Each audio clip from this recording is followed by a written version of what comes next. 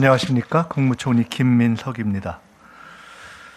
대한민국은 그동안 수도권 중심 국가발전 전략 추진으로 급속한 경제 성장을 이끌어 왔습니다. 하지만 지금은 산업, 인구, 인프라의 수도권 집중이 성장 동력이 아닌 국가발전의 걸림돌로 작용하고 있습니다. 수도권 일극체제의 심화로 서울은 집값 폭등, 교통 혼잡 등 극심한 비효율이 발생하고 지역은 인구 감소로 인한 지방 소멸 위기에 처해 있습니다. 대한민국이 강해지기 위해서는 지역이 강해져야 합니다. 지역 균형 발전은 지역을 배려하는 정책이 아닌 지속 가능한 미래를 위한 생존 전략입니다.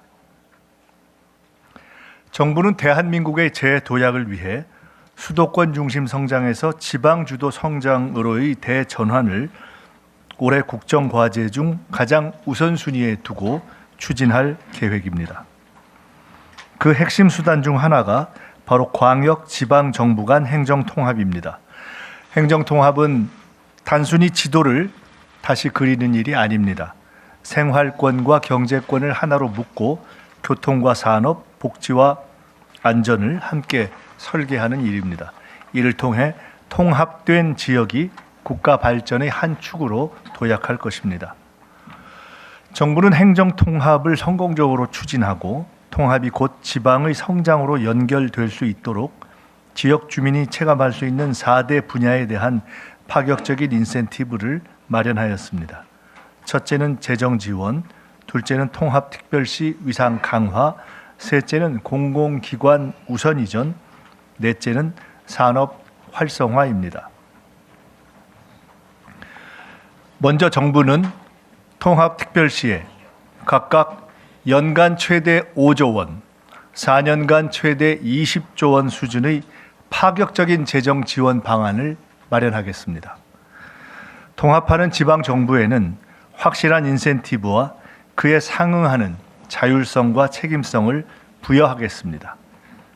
이를 위해 가칭 행정통합 교부세와 행정통합 지원금 신설 등을 포함해 국가 재원의 재배분을 추진하겠습니다. 통합특별시가 지역 현안 사업 등을 스스로 계획하고 실행할 수 있는 재정 체력을 만드는 것입니다. 관계부처 합동으로 통합지방정부 재정지원 TF를 구성하여 세부 방안을 신속히 확정하고 국회와도 긴밀히 협력하겠습니다.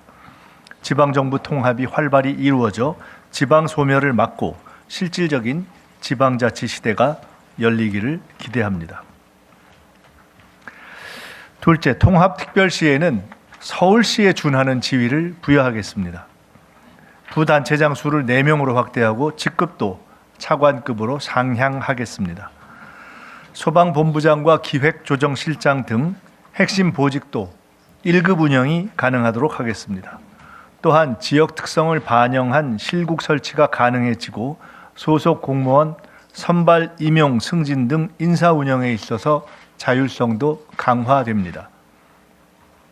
이러한 조치는 단순히 조직의 규모만 커지는 통합을 넘어 통합특별시장이 확대된 권한을 바탕으로 복잡한 행정 수요에 더 잘 대응하는 능력 있고 일 잘하는 지방정부를 만들기 위한 것입니다.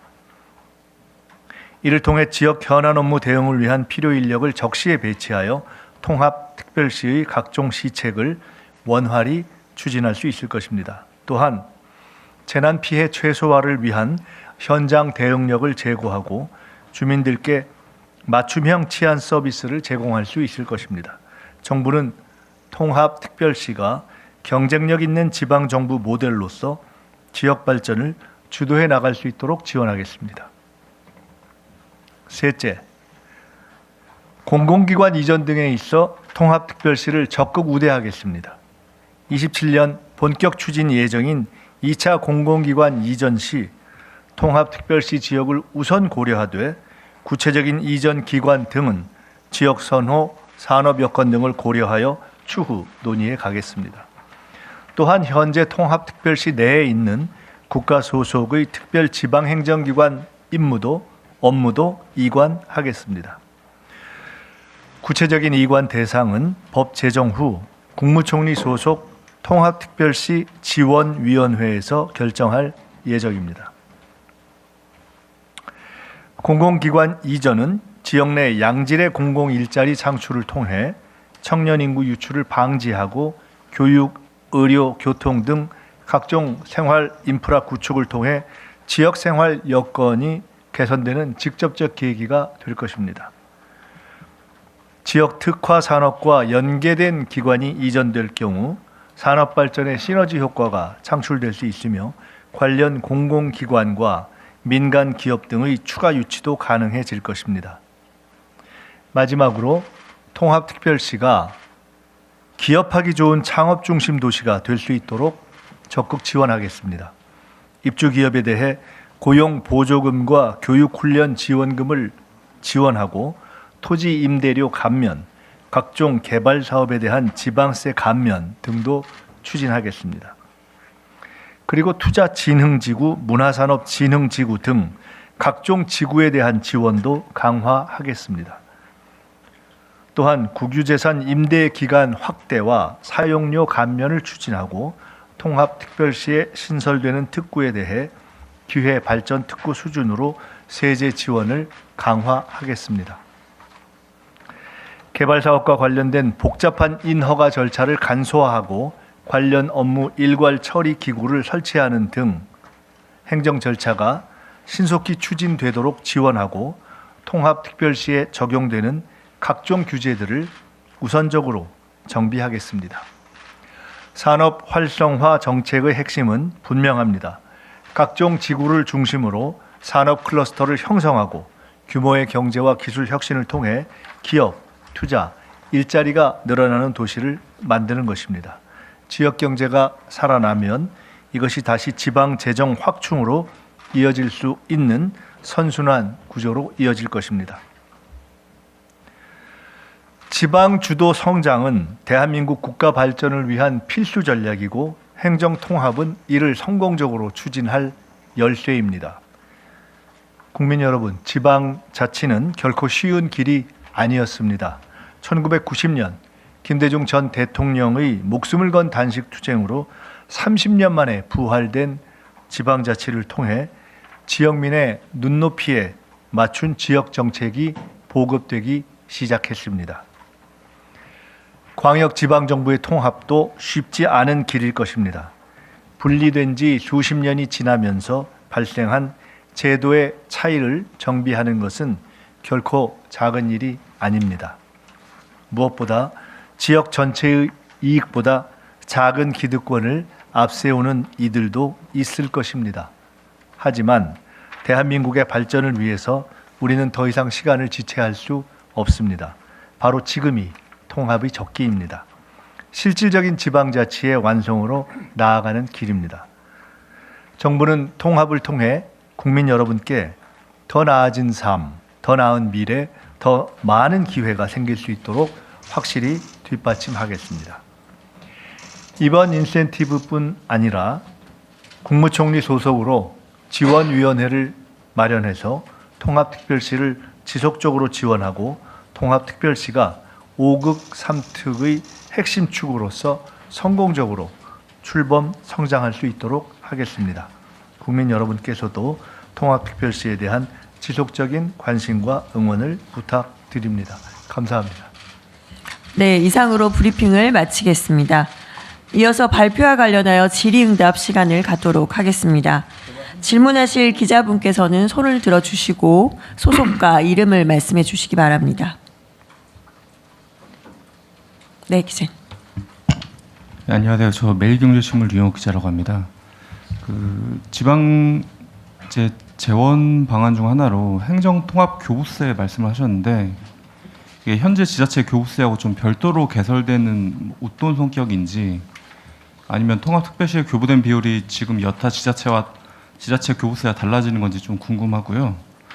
그리고 국정과제에서도 포함된 국세, 지방세의 비율 조정 같은 건 이루어지지 않는지, 추가적으로 통합특별시에 대해서 이 비율이 달라지는 건지 여부도 좀 궁금하고, 마지막으로 행정통합지원금 신설하겠다고 했는데 이게 뭐 재원 마련이나 좀 구체적으로 어떤 식으로 이루어지는지 좀 설명을 좀 부탁드리겠습니다. 재원의 그 구체적인 구성, 마련하는 방법, 그리고 그것에 연관되어 있는 그 새로운 세제 부분 관련한 부분에 대해서는 저희들이 차근히 말씀드릴 기회가 있을 것입니다.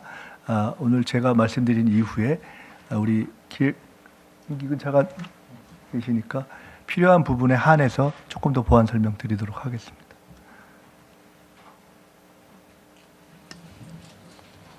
다른 질문 있으십니까?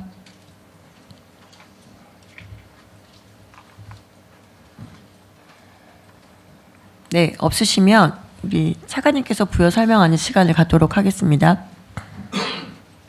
네, 저도 될것 같아요. 네, 감사합니다.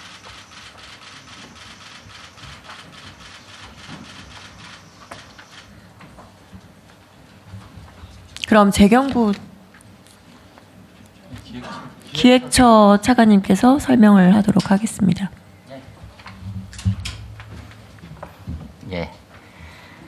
예, 지금 방금 통합특별시에 지금 지원하게 되는 연간 최대 5조 원, 4년간 최대 20조 원의 구체적인 내역에 대해서 물으셨는데요.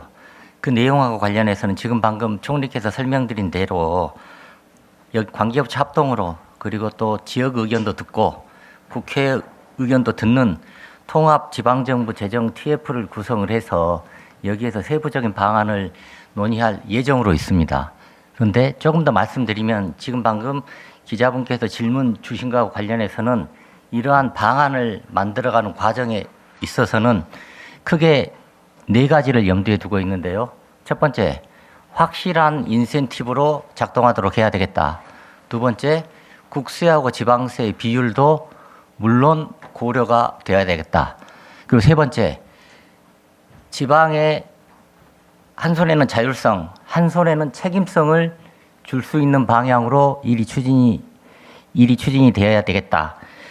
그리고 마지막으로 이 목적 자체가 결국에는 지역에 일자리가 생기고 지역 경제가 활성화되고 산업이 유치되고 지역민의 삶이 나아지는 게 최종적인 목표이기 때문에 재원 마련이나 사용 용처를 결정함에 있어서 이런 식으로 사용될 수 있도록 유념하겠다.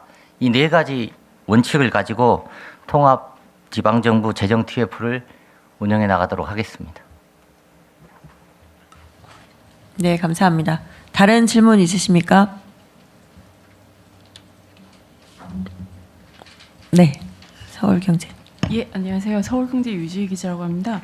그 논의됐던 이제 아이디어들 중에 이제 특별시를 첨단 전략 산업 메가 샌드박스로 지정하고 뭐 이렇게 좀 지원을 하는 뭐 그런 방안도 좀 얘기가 많이 나온 걸로 알고 있는데 혹시 앞으로 추가 논의가 될지 뭐 추가로 포함이 될지 아니면 빠질지 궁금합니다.